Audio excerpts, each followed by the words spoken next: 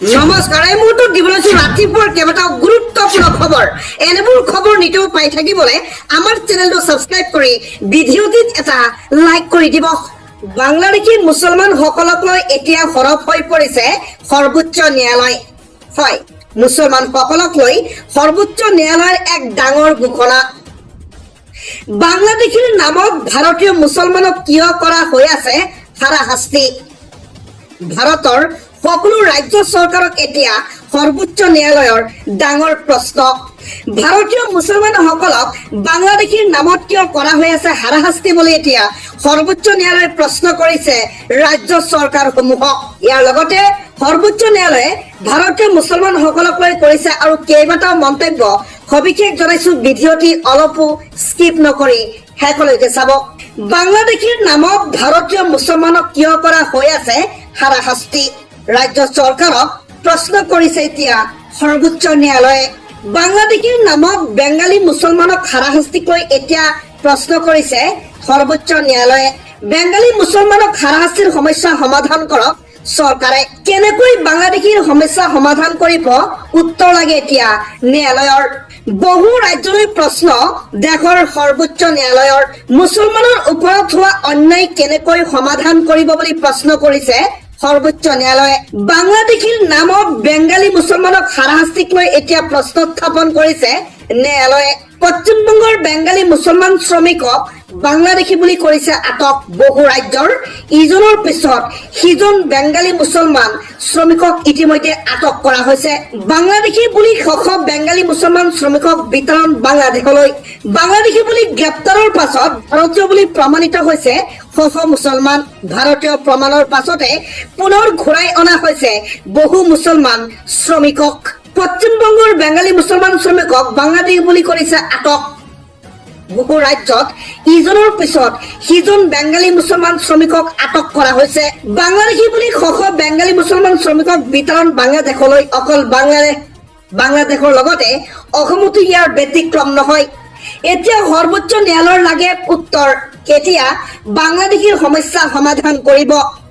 অসমৰ লগতে ভাৰতৰ মিয়া মুছলমান লগতে বেংগালীভাষী মুছলমানসকলক কিয় কৰা হৈ আছে হাৰাশাস্তি, ইয়াক লৈ প্ৰশ্ন উত্থাপন কৰিছে সৰ্বোচ্চ ন্যায়ালয়ে। স্বাধীনতা সংগ্ৰামৰ প্ৰকৃত মুছলমানক ঘোৰ অপমান কৰিছে মিয়াসকলে।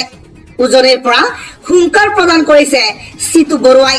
হয়, স্বাধীনতা সংগ্ৰামৰ প্ৰকৃত মুছলমানসকলক ঘোৰ অপমান কৰিছে মিয়াসকলে। ইয়াক লৈ এতিয়া সৰব হৈ পৰিছে চিতু বৰুৱা। চিতু বৰুৱাৰ মুখত আৰু কেইবাটাও বিস্ফোৰক মন্তব্য।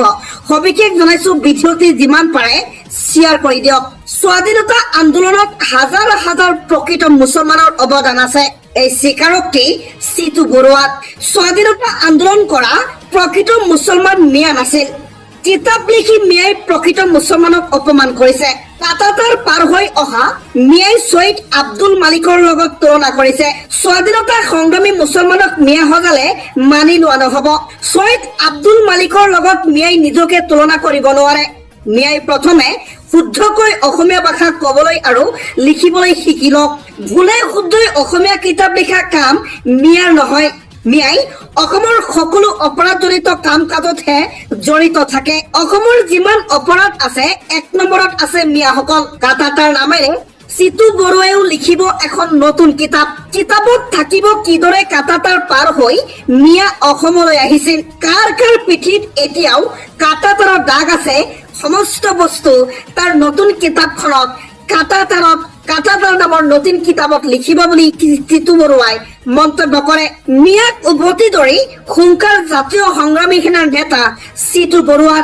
কাৰ কাৰ পিঠিত এতিয়াও কাটাতাৰৰ দাগ আছে বুলি প্ৰশ্ন কৰিছে চিতু বৰুৱাই। স্বাধীনতা আন্দোলনত হাজাৰ হাজাৰ প্ৰকৃত মুছলমানৰ অৱদান আছে বুলি স্বীকাৰ কৰিছে চিতু বৰুৱাই।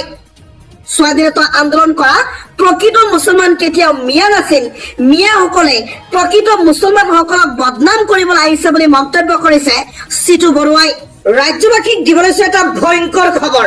হয়, এগৰাকী মুছলিম ছোৱালীৰ লগত এনেকুৱা এক ভয়ংকৰ ঘটনা ঘটিছে, আপুনি যদি শুনে আপোনাৰ চকু কপালত উঠিব। হয় আপোনালোকে ঠিকেই শুনিছে মুছলমান কিশোৰীক প্ৰথমতে দৰ্শন কৰে তাৰ পিছত কৰে হত্যা তাৰ পিছত কি জঘন্য কাম কৰে আপুনি শুনাটো বহুত জৰুৰী আজিৰ এই ভিডিঅ'টিত আপুনি এটা লাইক কৰিব এনেবোৰ বাবতিনি পাই থাকিব হলে আমাৰ চেনেলটো সাবস্ক্ৰাইব নিশ্চয় কৰিব এতিয়া আহক জানো কি ঘটনা সংঘটিত হৈছে মুছলমান কিশোৰীক প্ৰথমতে দৰ্শন কৰে তাৰ পিছত হত্যা কৰে পানী টেংকিত কৰিলে কোনে এই জঘন্য কাণ্ড সবিশেষ জনাইছো মুছলমান কিশোৰীক প্ৰথমতে দৰ্শন তাৰ পিছত হত্যা পানী টেংকিত কোনে কৰিলে এই জঘন্য কাণ্ড বুলি এতিয়া প্ৰশ্ন উত্থাপন হৈছে কলকাছিয়াত ৰাজ্য কঁপাই যোৱা ভয়ংকৰ ঘটনা মুছলমান কিশোৰী ন্যায়ৰ দাবীত ওলাই আহিল হাজাৰ হাজাৰ মুছলমান ঘৰৰ পৰাই কিশোৰীগৰাকীক উঠাই নি দৰ্শন কৰি হত্যা কৰাৰ সন্দেহ প্ৰকাশ কৰা হৈছে পানী টেংকিত প্ৰত্যক্ষ কৰা হৈছে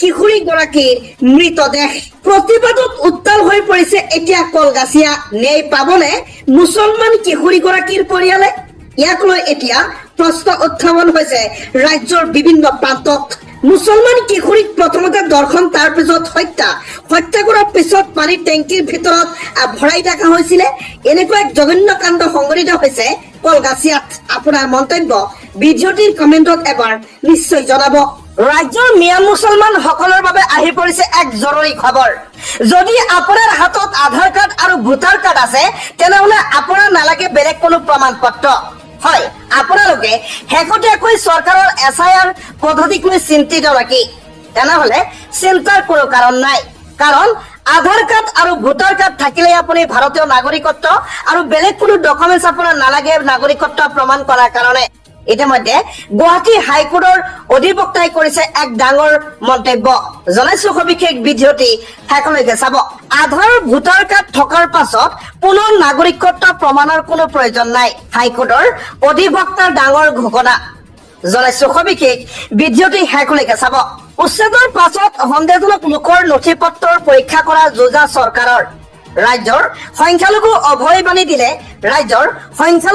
অভয়বাণী দিলে গুৱাহাটী উচ্চ ন্যায়ালয়ৰ অধিবক্তাই উচ্ছেদৰ পাছতে নথি পত্ৰক লৈ চিন্তিত হৈ পৰিছিল সংখ্যালঘু জনসাধাৰণ কিন্তু নথি পত্ৰক লৈ চিন্তা কৰিব নালাগে বুলি অভয়বাণী দিছে অধিবক্তাই অন্য এটা খবৰ পুনৰবাৰ ৰাজ্যিক মন্ত্ৰী পবিত্ৰ মাৰ্ঘেৰিটাৰ বিস্ফোৰক মন্তব্য 600 বছৰীয়া অসম ৰাজত্বকালৰ ঘটনাৱলীৰ উল্লেখ থকা কোনো বুৰঞ্জীতে বাক হাজৰিকাৰ তথ্য উল্লেখ নাই ডক্টৰ সূৰ্য কুমাৰ ভূঞাৰ ৰাজেশ্বৰ সিংহ নামৰ গ্ৰন্থখনতহে বাক হাজৰিকাৰ বিষয়ে উল্লেখ আছে মাথো দুটামান শাৰী বাক হাজৰিকাৰ প্ৰসংগত এই মন্তব্য বৈদেশিক পৰিক্ৰমা বিভাগৰ ৰাজ্যিক মন্ত্ৰী পবিত্ৰ মাৰ্ঘেৰিটাৰ এই মন্তব্যৰ পিছতে এতিয়া নতুন বিতৰ্কৰ সৃষ্টি হৈছে পৰৱৰ্তী খবৰ মেৰাপানীত নগা দুৰ্বৃত্তই অসমীয়া যুৱকক লক্ষ্য কৰি গুলীচালনা কৰাৰ পিছতেই প্ৰতিক্ৰিয়া প্ৰকাশ কৰিছে বিধায়ক বিশ্বজিৎ ফুকনে উৰিয়ামঘাটৰ উচ্ছেদস্থলীত এজন নগা লোকে ঘৰ বনোৱাটো সত্য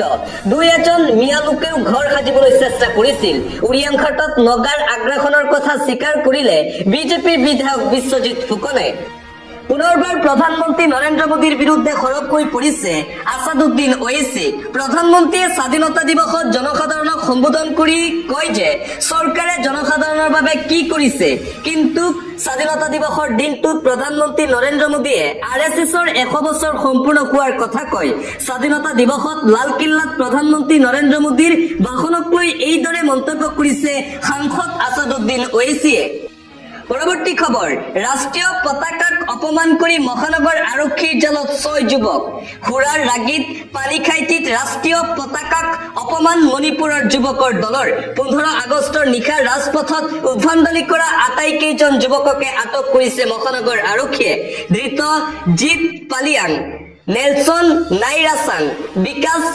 বিদ্যাসন ডেনিছন আৰু টলেন আন এটা অতিকৈ গুৰুত্বপূৰ্ণ খবৰ মুখ্যমন্ত্ৰী হিমন্ত বিশ্ব শৰ্মাৰ বিৰুদ্ধে পুনৰবাৰ সৰব হৈ পৰিছে কেব চালকসকল মুখ্যমন্ত্ৰীৰ এটা মন্তব্যৰ পিছতে এতিয়া খুব মুখ্যমন্ত্ৰী মহোদয় আমি অচিনাকি লোক নহয় আমাৰ মাজত যদি কোনো অচিনাকি লোক আছে তেন্তে আপুনি চিনাক্ত কৰক মুখ্যমন্ত্ৰীয়ে 80% কেব চালককে অচিনাকি বুলি কোৱাৰ পাছতে প্ৰতিক্ৰিয়া কেব চালকৰ লাইসেন্স পাবলৈ পান কাৰ্ড আধাৰ কাৰ্ডৰ নথি লাগে এই নথি পত্ৰসমূহ কিদৰে অচিনাকি লোকৰ হ'ব পাৰে?